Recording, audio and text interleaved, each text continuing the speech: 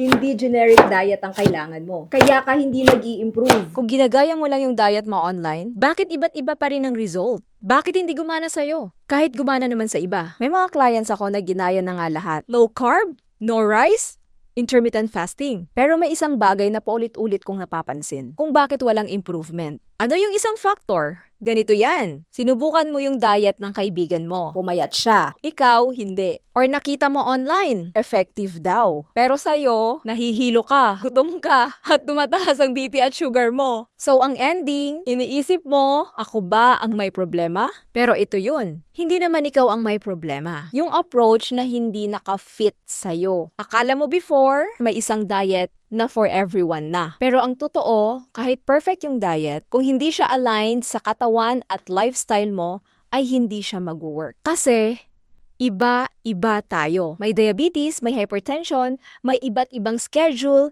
iba't ibang stress levels. Hindi gumagana kasi hindi nga personalized. Hindi dahil na ikaw ang may problema. Ano nga ang mas importante kaysa sa diet type? Fit! Fit sa lifestyle mo. Kaya mo siyang gawin araw-araw. Fit sa condition mo. Hindi sumasabay sa pagtaas ng sugar at BP mo. Fit sa katawan mo. Hindi ka gutom, hindi ka rin drained. Kasi when you follow a diet na hindi nga fit sa'yo, pipilitin mo, mapapagod ka, titigil ka, which leads to balik sa dati. But when is personalized, nagiging consistent ka, which leads to a real progress. At yun ang factor na halos lahat namimiss. Most important factor is equals to sustainability plus personalization. Ano yung personalization?